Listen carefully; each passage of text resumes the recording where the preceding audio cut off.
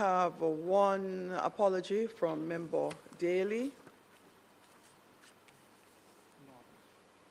I have no other. And Member Williams says he may be running late. And Member Williams indicated he may be running late. He will be running late.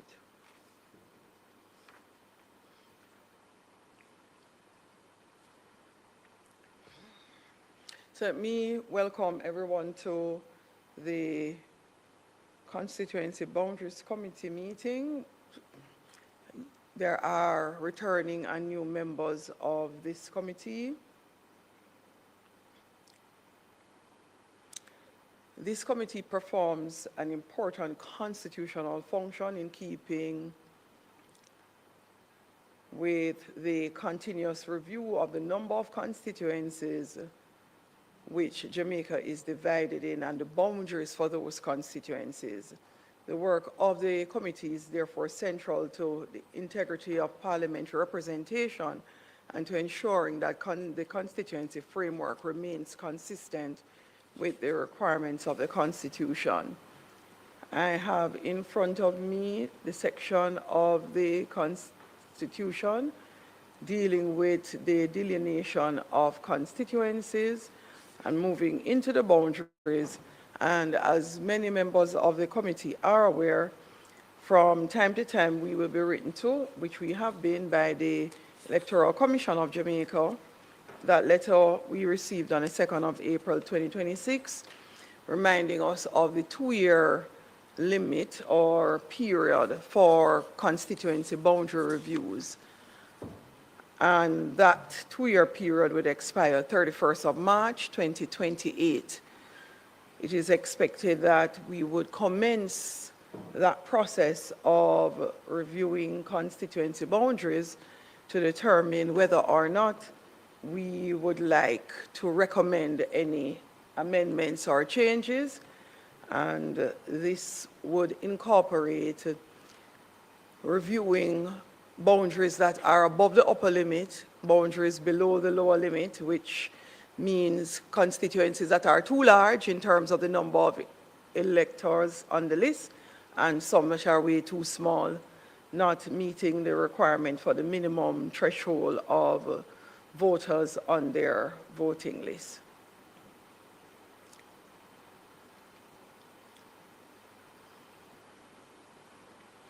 The ECJ is asking for the instruction of our committee to commence the conduct of the current boundaries review for the period 1st April 2026 to 31st March 2028. Have we circulated the letter?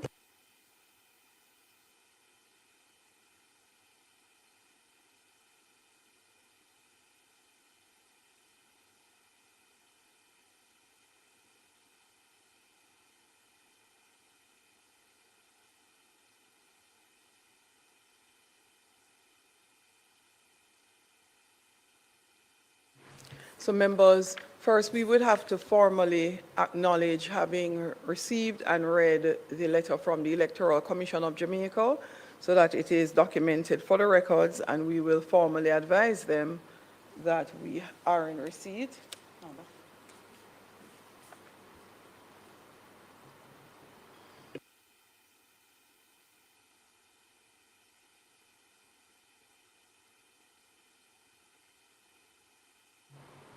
Members, for the record, let me just do a quick read.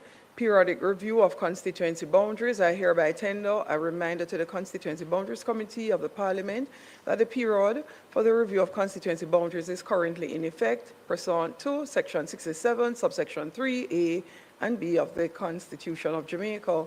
Current review period commenced on April 1st, 2026 and continues until March 31st, 2028.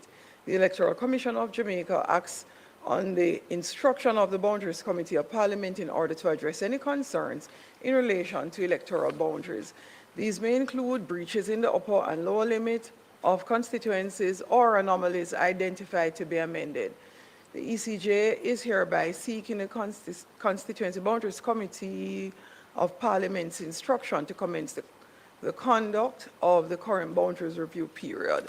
Would the members here please indicate by a show of hand your desire to have the ECJ commence this process? We have no choice. It is due.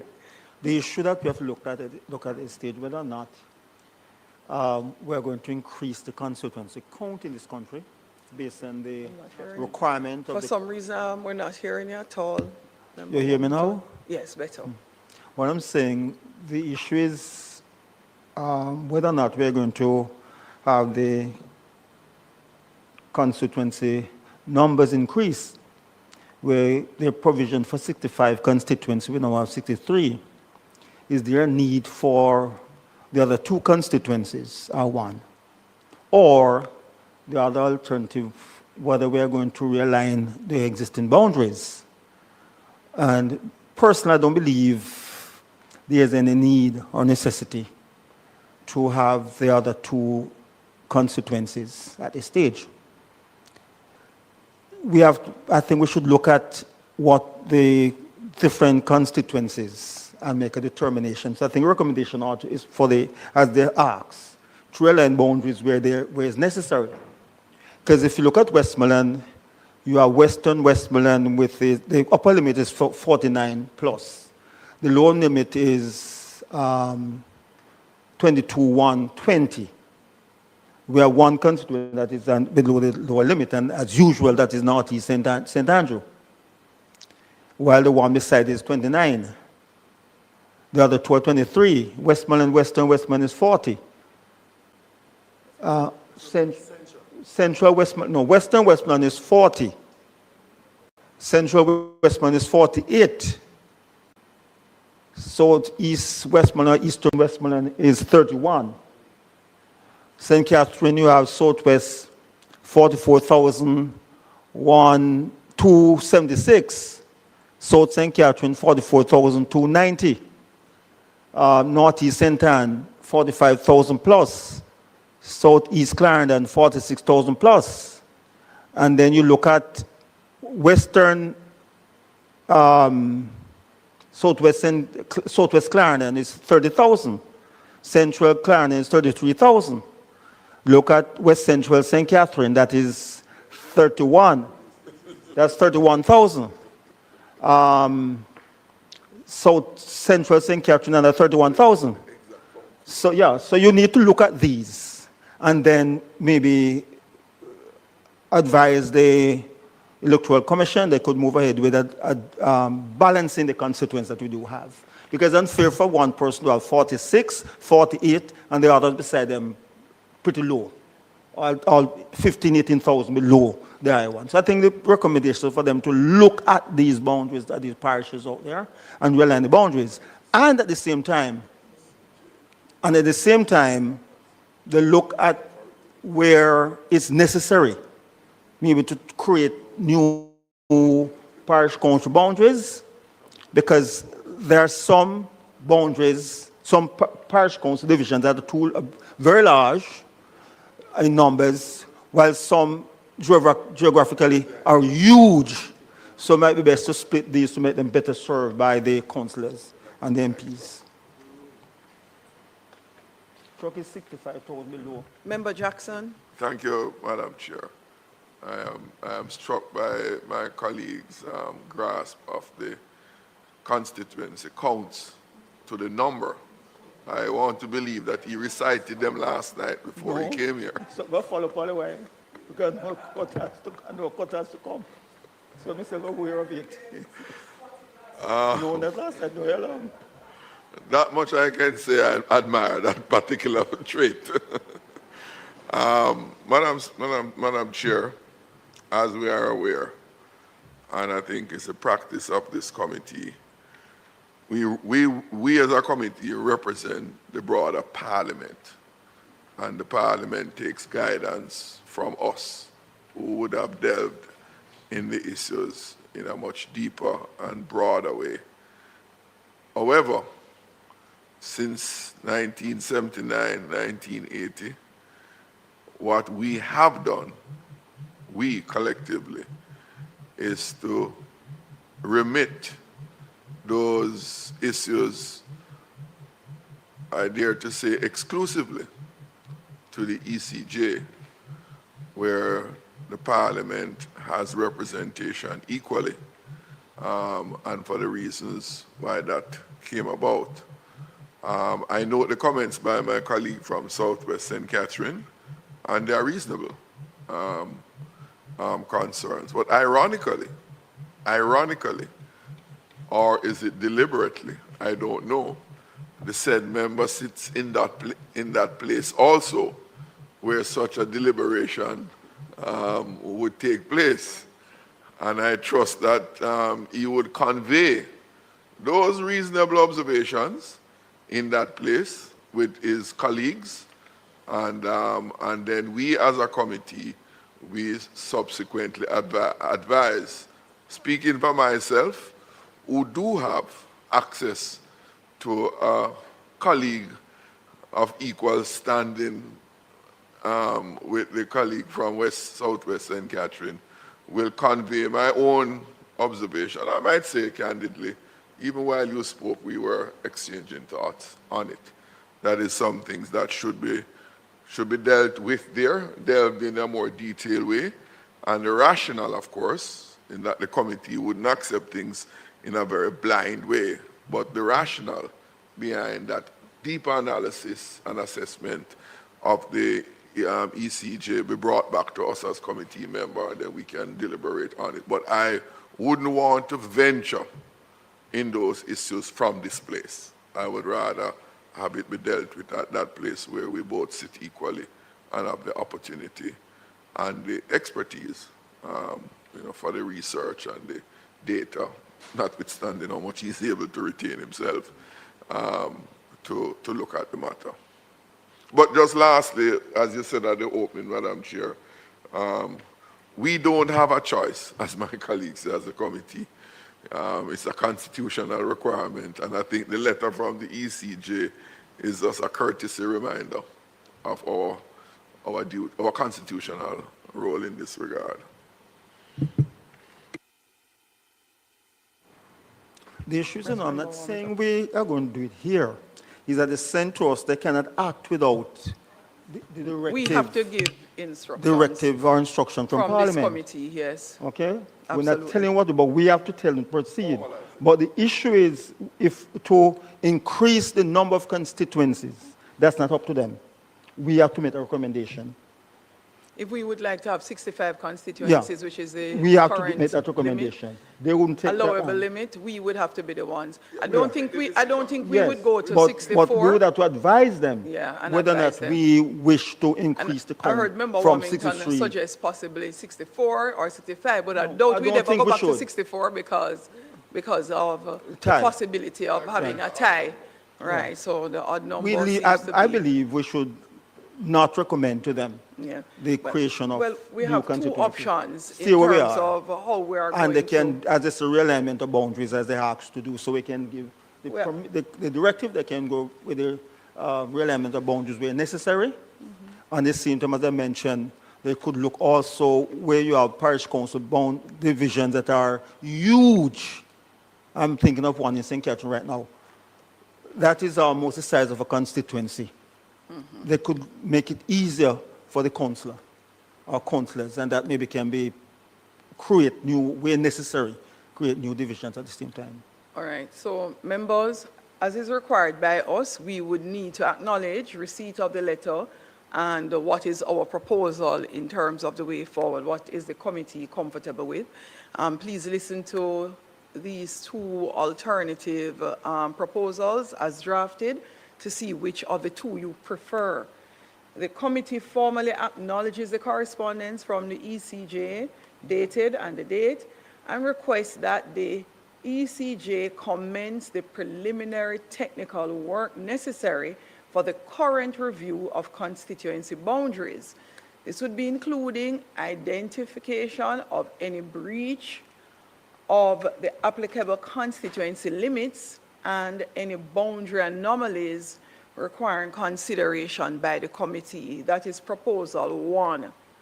The other alternative is to again acknowledge receipt of the letter and invite the ECJ to attend the next meeting of the committee to provide an initial briefing on the current review period, which we already know, including the scope of work required, the applicable constitutional parameters, which we know, and any preliminary issues that they've identified.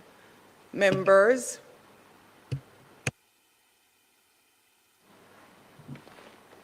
You said those are the proposed recommendations, but no, but we didn't decide on that. We didn't decide on that. no, we haven't decided. Those are the No, suggestions. No. Those are the Norm- suggestions. Yes, but Member we normally come Warmington. here and we take that decision by ourselves. That's what We you're are- doing. No. We are not told that the one or the other. So- You're allowed to discuss it first, and then together we decide. I heard a long discussion a while ago, so I'm No, asking you, how what do I'm you saying, want to... No. So, Member Warmington, hold I'm on a coming minute. to you. I'm Hold coming on to a you. Let me minute. just finish. I don't think the chair can comment. These are the suggestions and recommendations. You'll also talk about it. Not I'm against what you have there, but we should talk about the first, and you ask us input, and then if after you get the input, you could quietly read that as if it's you just write it down since we start talk. No, But I would say the second one is out of our remit.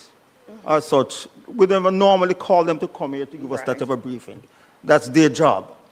The first one is okay, but I'll ask also for us to include where parish council boundaries are concerned.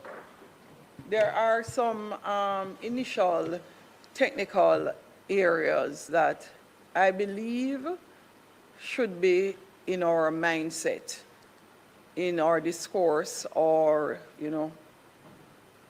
instructions from the committee to the ECJ. So it's standard that we would ask them if they see any anomalies, if they see any boundary limits. We have discussed that. It would be good that they tell us at least what sort of data sources they have been reviewing, just so we don't tell us. And nothing in terms of the methodology of the review, do they tell us either? Okay.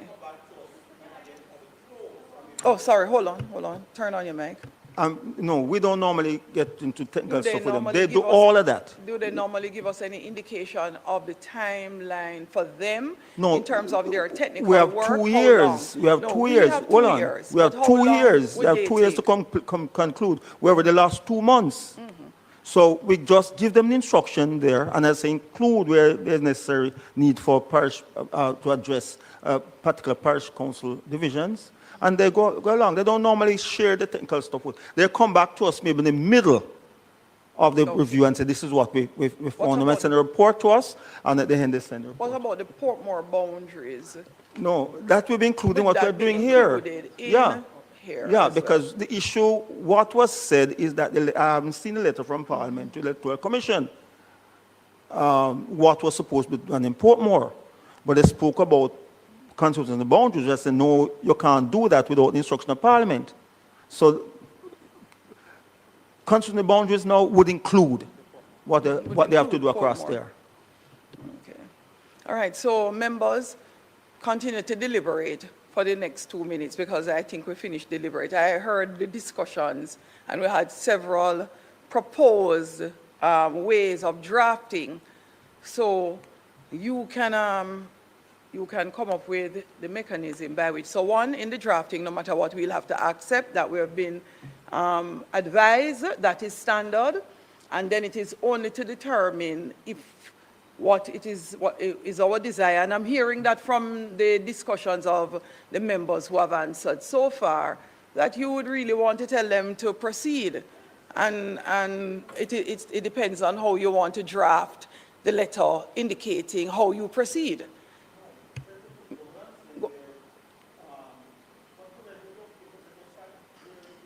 Yeah, you just want a long discussion first. All right. Well, no. So Mike is on for Member Campbell. Member Warmington, next. Madam Chair, thank you. I actually don't find any difficulty with what has been done in proposing two different possible responses.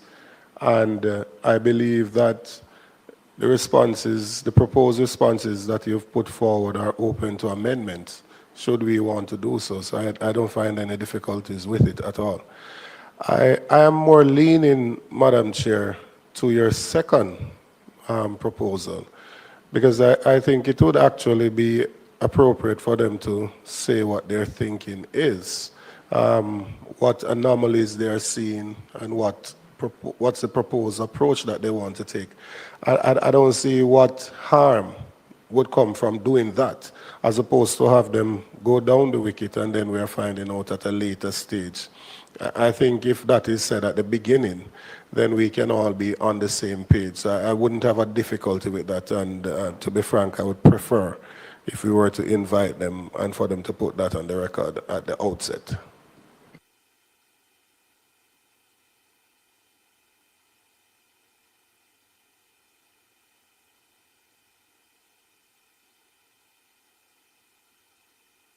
I hear Member Campbell. Member Campbell's recommendation is that we invite them to just update us on the process and how it's going to work. Member Warmington's view was they are very standard in terms of how they are going to function, and in the interest of time and the fact that we don't have any jurisdiction over how they execute their technical function, that we should allow them to start and then we call them in to give us an update. Member Jackson?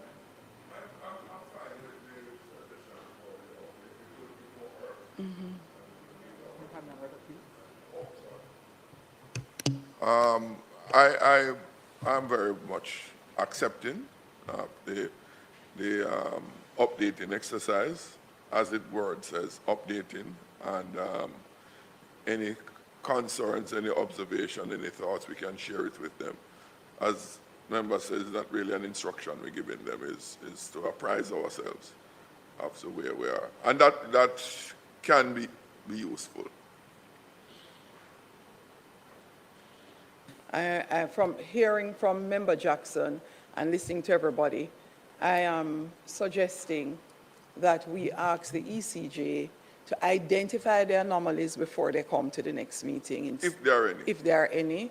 You know, like start the process. Start the process instead of just coming to the next meeting to tell us what we know already.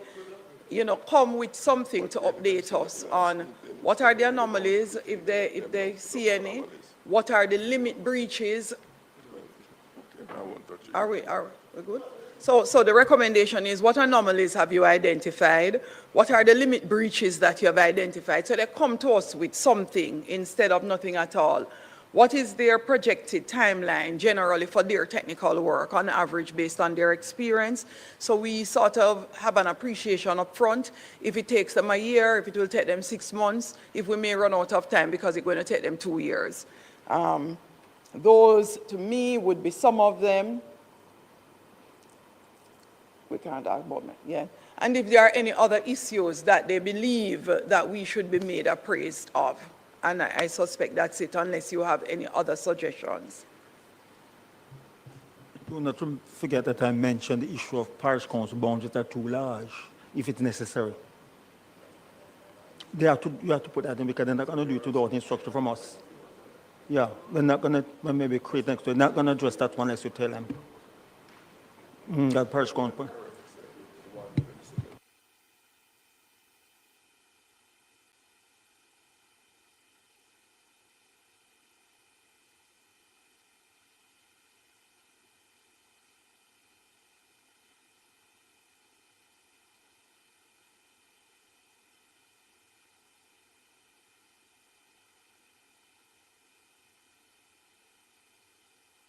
Okay, so for the benefit of the team, Member Warmington is also recommending that we add the requirement to have the ECJ look at some of the parish council boundaries as well, because some of them are too large. All right, and so they would come to us with that.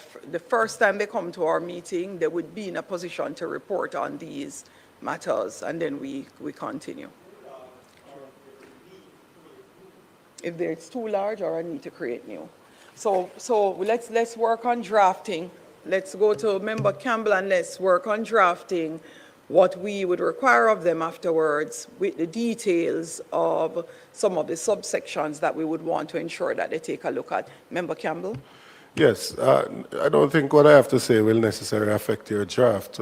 It's more to support the point that I think there is a need for a review of division and constituency boundaries to bring them closer in alignment with the number of persons based on the fact that we receive similar allocations. So it would seem illogical to me that a constituency with 48,000 would be getting the same allocation as one with 21,000. They would benefit from the exact same CDF allocation, the same whatever allocation that comes to members of parliament. And it would seem that we would need to bring them closer. I could fix it, man. No, you could fix it elsewhere. You could fix it elsewhere, right? So we probably should bring it up elsewhere then as a recommendation from here. But just to serve the citizens properly, I don't see how an allocation of $20 million would be able to serve 21,000 and 48,000 similarly. The geography is even worse because you have some constituencies that a member can walk through in a day, and it would take me a week to walk one division. So it is a reality that I think we should examine.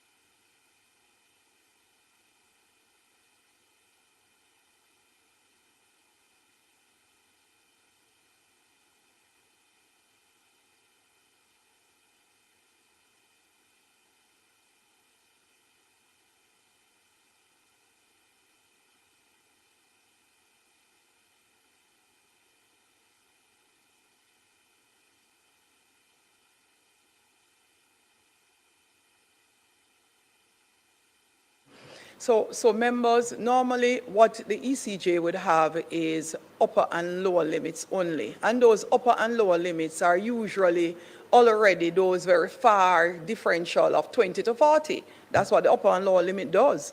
So we would put upper and lower limit, which is normal, and we will want to add for them, we would like them to look at making constituencies a little bit more uniform in size, in terms of balancing that size. So though they have the upper and lower limit, we'd want to do a subsection to say we would like them to look at a more balanced approach of uniform, closer uniformity in the size of constituencies. The upper and lower limit is something that's set by them. It's something that is set. So we don't have to recommend. Yeah, it's a mathematical calculation that changes each cycle. So we don't need to mention that because every cycle that is done, okay?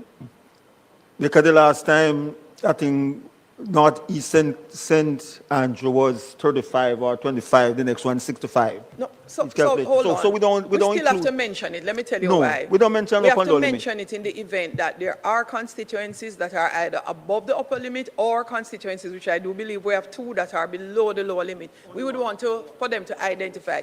So who still remains below?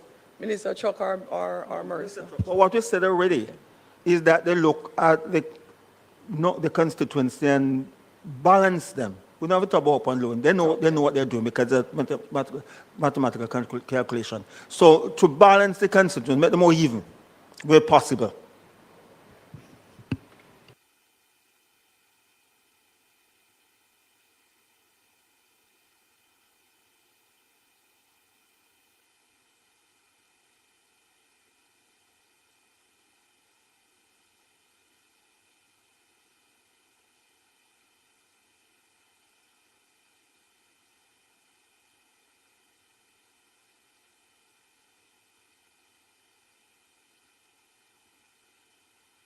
Members, just for an abundance of caution, just to make sure it's clear.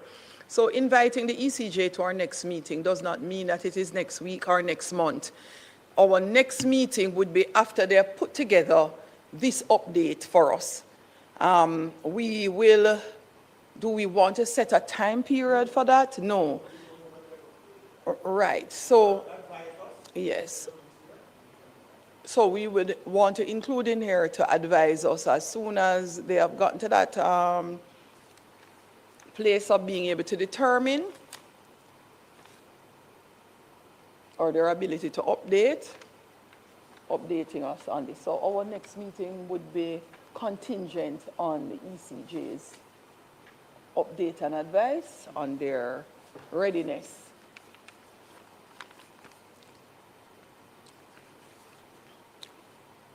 To discuss the items that we have listed.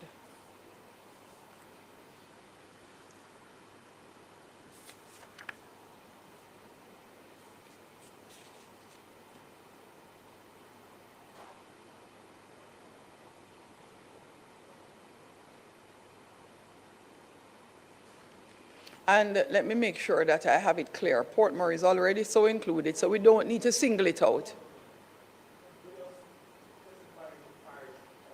No, that is the point. So we don't have to specify anything because when you're doing a full-scale review, that would have been incorporated anyway. So we don't have to mention Portmore in and of itself.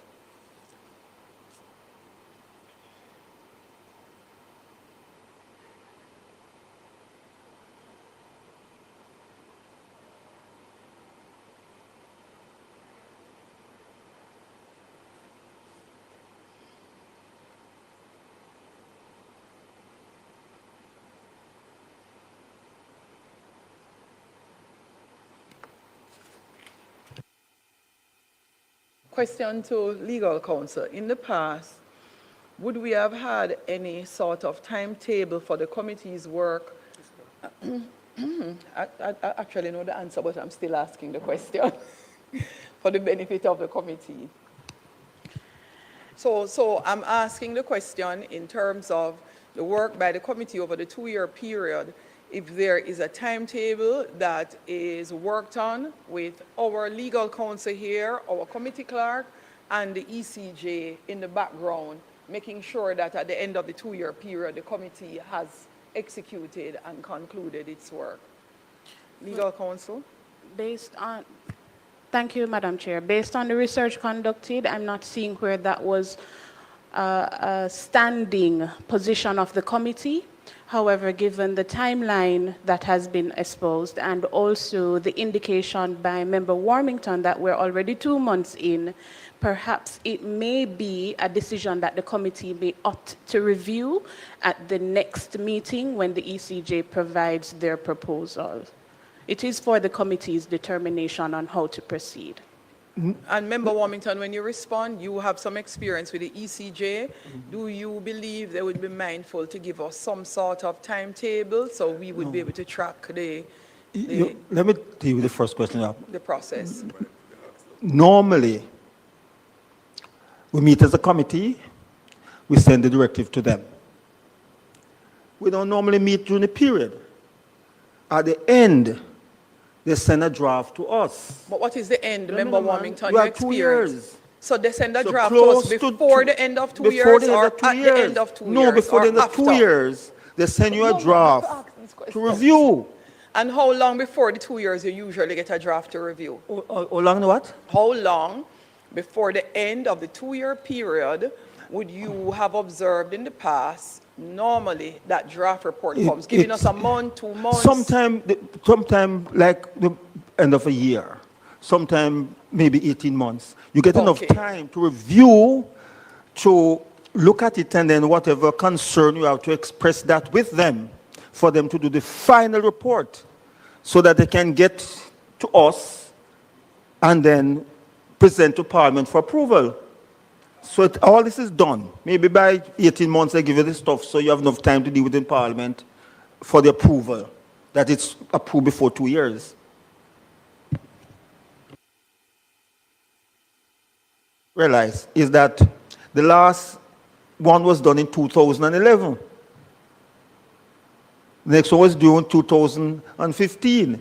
It's the minimum of 4 years, maximum 6. But we hadn't looked at anything since then. I think the question that you asked What? is how long it takes to get to that. Like the 2011 started from about It started on time. And we had concluded long within the time. Long within the time. So I think within a year, we're able to come back here and approve the changes in 2011. So I got that answer approximately a year. That was my question. Thank you. Thank you very much. Because you see, when you say at the next meeting doesn't feel like it's about 1 year time, which is really what it is going to be, you know. So let's just take a look at the draft. Is there any other business? Is there any other thing that we would like to incorporate in responding to the ECJ? No, we don't have to share the draft with you. Well, I'm going to read potentially. What you were looking at? One moment, the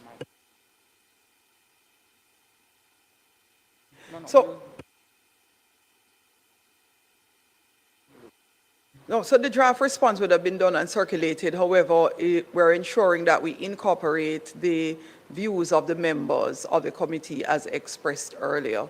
So we will have the draft circulated by this afternoon. It would be there for the benefit of the other members of the committee who are not currently here this morning. And once we have received the go-ahead or any amendments, we would make the necessary amendments as agreed, after which we would send that off to the ECJ. Mention the other members. Only one other member can add or subtract from this report. You get one apology, and they're from member Denise Daly. No other member no other member can have any input. They did not attend the meeting. We never apology. Only you have Denise two Daly. apologies. One person No, he said that be late. would be He was saying late. going to be absent, and we're concluding no, he was not here. Only Denise Daly can add or subtract to it. No other member.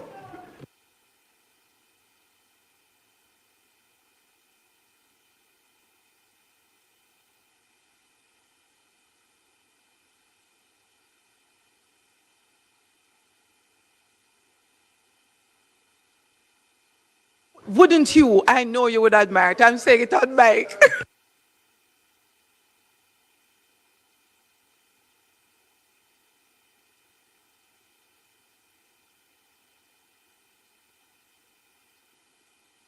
I will take it that we will still circulate to all the members. However,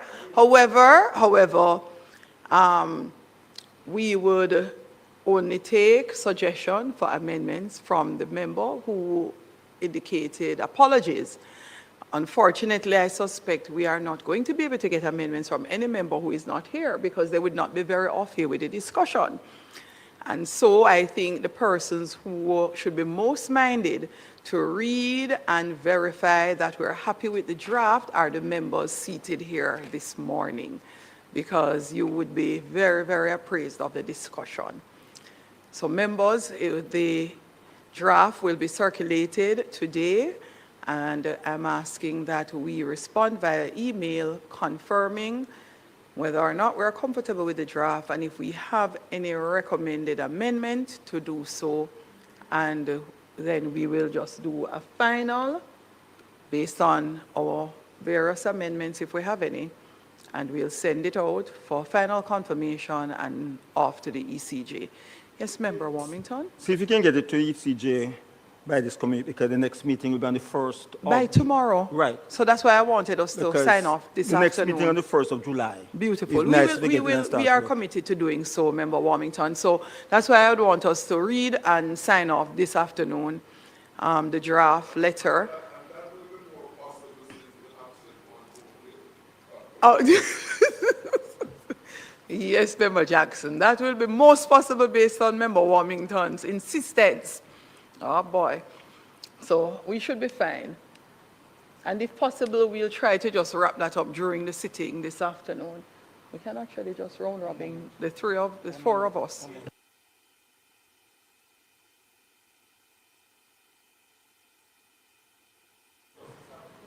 Pardon me? Oh, that's what I'm saying. We'll just round robin, yeah, among ourselves and tidy it up, and we will have it ready for tomorrow. So members, if there are no other business, I would like us to call this meeting to a close, and the next meeting date we would determine via round robin, just the same, based on the response from the ECJ whenever they next come to us. I so move for the adjournment. So moved by Member Warmington, so seconded by Member Jackson.